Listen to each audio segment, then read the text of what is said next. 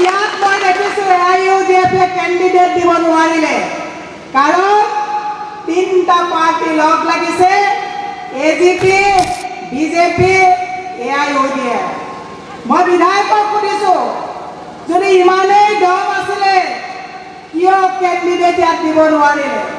আৰু AGP জনক সুধিছোঁ যে আপুনি যে ভোট বিচাৰিছে, আপোনাৰ ভোট বিচৰাৰ অংকৰ এই যিটো অংক কৰিছে এইটো বিজেপিৰ কোনে আহি দি গৈছে, খবৰ আমাৰ হাতত আছে।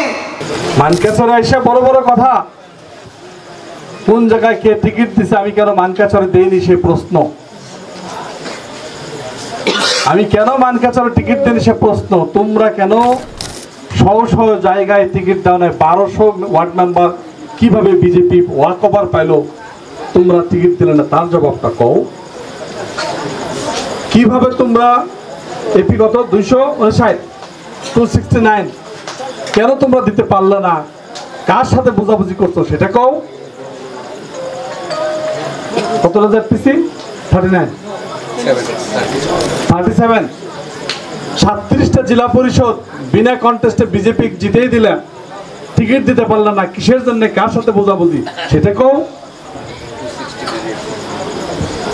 আজকে তোমরা মানুষের গায়ে, মানুষের কাছের ঘরে ঢেল দেওয়ার আগে নিজের ঘরটা দেখে নাও, তোমাদেরও কাছের ঘর, মানুষের ঢেল দিলে তোমাদের কি হবে সেটা জানে নিও। মানকাছরে সে বড় নেতা, আমি জানি তুমিও কত বড় নেতা সেটাও আমার জানা। একবার নির্বাচিত হও, বিজেপির ছিল সেখানেও নাই, খেদা খাইছো, কংগ্রেস যাইছো, এখানেও তোমার অবস্থা মধুসূদন ত্রাহি ত্রাহি। আজকে আমি কথা বলতে চাই, কেন তোমার যাত্রা আরএস খানের ঘর পর্যন্ত, 1000 কোটির কেলেঙ্কারির নায়কের ঘরে বসে বড় বড় কথা তোমার মুখে শোভা পায় না। যে ঘরে আজকে লাঞ্চ করছো, দুপুরে খানা খাইছো, সেই ঘরে খানা খায় এই বক্তব্য তোমার মুখে শোভা পায় না।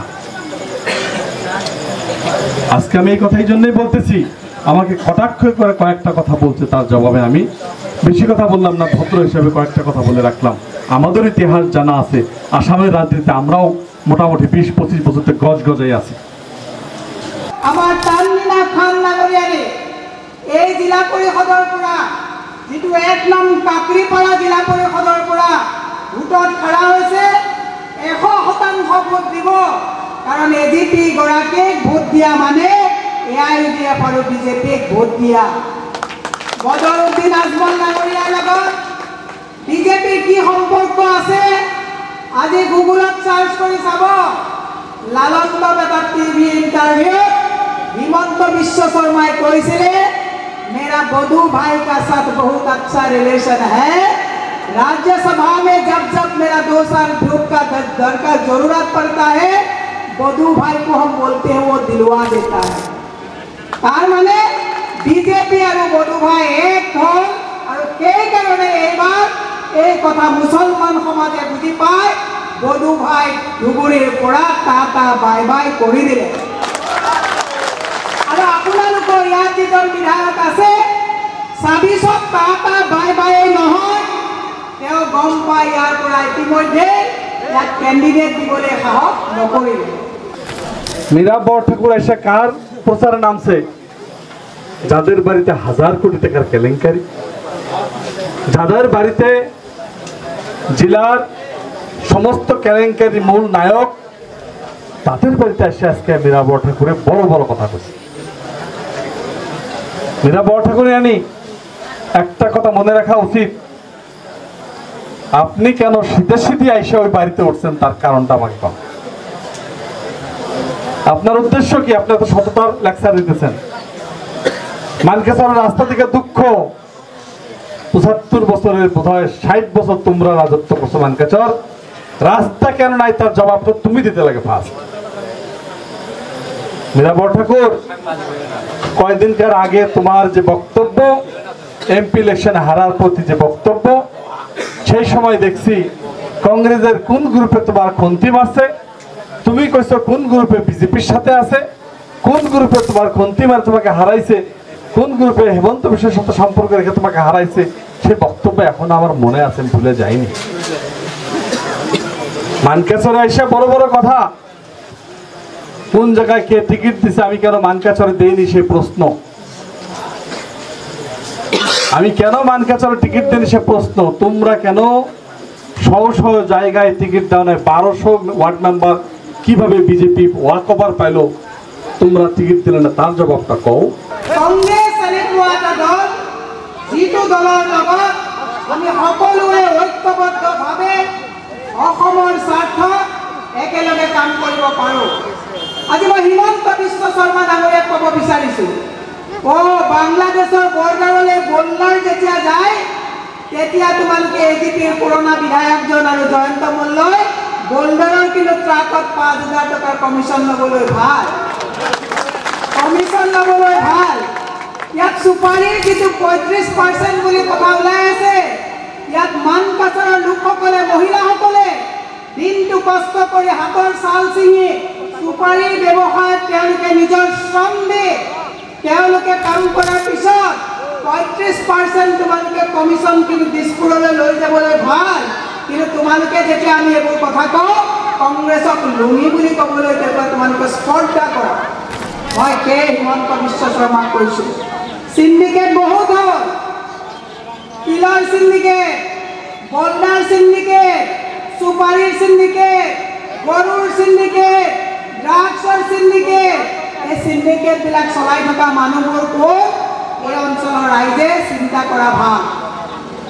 মই দীঘলীয়া নকৰি মুছলমান সম্প্ৰদায়ৰ লোকসকলক মই এটা কথাই ক'ব বিচাৰিছোঁ, মহিলা মাতৃসকলক ক'ব বিচাৰিছোঁ যে আপোনালোকৰ ইছলামত এটা কথা আছে যে ৰাস্তা দি গৈ থাকিলে যদি আপোনালোকৰ ৰাস্তা দি গৈ থাকোঁতে বাধা পায়, বাধাটো আঁতৰাই পিছফালৰ পৰা যোৱা মানুহজনক ঠিক কৰি দিব লাগে, লাগে নে নালাগে?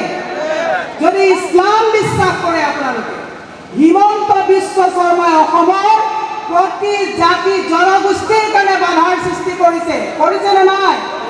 তেতিয়াহ'লে এই বাধা যদি আঁতৰাবলগীয়া হয়, অসমৰ প্ৰত্যেকজন মানুহে অসমৰ ভৱিষ্যতৰ স্বাৰ্থ, আমাৰ জাতি জনগোষ্ঠীৰ ঐক্যতাৰ স্বাৰ্থ হিমন্ত বিশ্ব শৰ্মাৰ দৰে এই প্ৰকাণ্ড বাধাটো আঁতৰাবৰ কাৰণে পঞ্চায়তৰ পৰাই আমি কি কৰিব লাগিব, কংগ্ৰেছৰ হাত শক্তিশালী কৰি কংগ্ৰেছক ভোট প্ৰদান কৰিব লাগিব। এফালে বুলডোজাৰ লৈ পেলাই মাদ্ৰাছা ভাঙে আৰু ৰাতি মনে মনে বতৰৰ দিনক মাতি মাদ্ৰাছা বনাবলৈ তেওঁলোকে পইচা দিয়ে।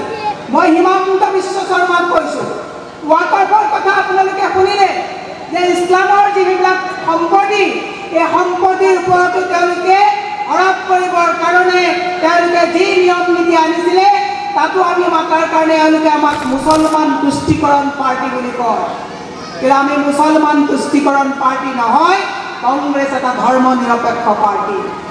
গুৱাহাটী মিউনিচিপালিটিতে 60টা সিট ইলেকশন হয়েছে, কংগ্রেস 0। ঠেঙ্গালকাছড়ি 30টা হয়েছে, কংগ্রেস 0। আমার কার্বি আংলংয়ের 60টা সিটে ইলেকশন হয়েছে, কংগ্রেস 0। রাবা হাসংয়ে কতটা হয়েছে, 30টা। 35টা সিট কতটা হয়েছে, 1টা। বাই ইলেকশনে 5টা হয়েছে, কংগ্রেস কত, 0। তাহলে এত দাপট কিসের, এত দাপট কিসের? কংগ্রেস খালি মাইনরিটি এরিয়া, মুসলমান এরিয়া পাল্লা পাথর তোলা যায়, ভোট কিনা যায়, মাইনরিটি মাথা কিনা যায়, বিক্রি করা যায়, তাই তো। এই সমস্ত কথার জবাব, এই সমস্ত কথার প্রত্যুত্তর আজকে আমাদের এই ধানুয়া, আমাদের এই বরবিলা জিপিতে মানুষের উপস্থিতি দেখাই দিছে তারা কি পরিমাণ ঘৃণা আজকে কংগ্রেসকে করে। যেভাবে শুরু করছিল সাউথ ইন্ডিয়ান সিনেমার কায়দায় 15টা 16টা গাড়ি একসাথে নিয়ে যায়, একসাথে দরজা খুলে বাপ রে বাপ বোধহয় দেশ উদ্ধার করে নিল। আমি বললাম হইলোটা কি, হইলোটা কি? দিন যেতেছে খালি কমতেছে, দিন যেতেছে খালি কমতেছে, দিন যেতেছে খালি কমতেছে, হয় না নাই? 7 তারিখ আসতে আসতে 4 তারিখ আসতে আসতে খেলা দেখতে পারবেন, খেলা দেখতে পারবেন। দিন যাবো আর শুকাবো, দিন যাবো আর শুকাবো, দিন যাবো আর শুকাবো। মানুষ সত্যটাকে চেনে। আজকেও মানকাছাড়ের মানুষ যোগ্যতাকে ভিত্তি করে, আজকেও মানকাছাড়ের মানুষ যোগ্যতাকে গুরুত্ব দেয়। তা না হলে আমার মতো মানুষ এই জায়গায় এমএলএ হতে পারতাম না। আমার অর্থ সম্পত্তি তাদের মতো নাই। আমি কোনো এক্সএমএলএর জামাইও না, আমি কোনো এক্সএমএলএর ছেলেও না, আমি কোনো এক্সএমএলএর শালাও না, হয় না? নাই, আমি কোনো এক্স মিনিস্টারের ছেলেও না, আমি একটা সাধারণ একটা এলপি স্কুলের শিক্ষকের ছেলে। যোগ্যতাকে গুরুত্ব দিয়েছে, প্রমাণ করে দিয়েছি অ্যাসেম্বলির বুকে যোগ্যতা আছে না নাই সেটা প্রমাণ করে দিয়েছে।